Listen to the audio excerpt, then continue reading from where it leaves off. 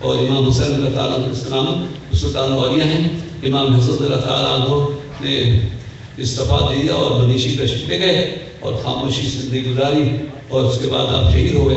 انہوں نے کچھ کام اتنا زیادہ نہیں کیا، لیکن حقیقت یہ ہے کہ وہ تشریف لے گئے تو مسلمانوں کو آپسی لڑائی سے بچا لیا، اور جب منیشی گئے تو خالی نہیں رہے.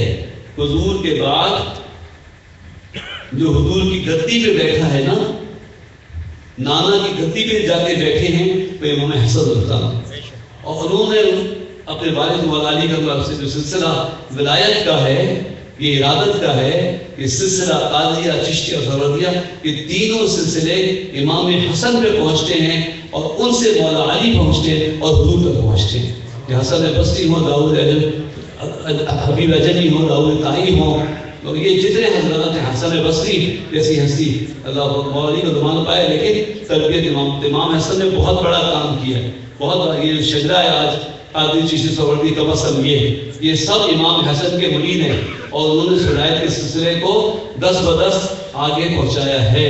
اگر امام حسن ایسا استعفیٰ دے دیتے کہ کسی کو ہاتھ ہاتھوں میں نہ لیتے تو ہمارا ہاتھ حضور تک نہیں پہنچتا.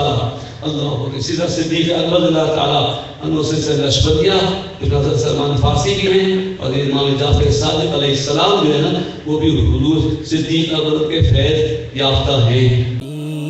مرشد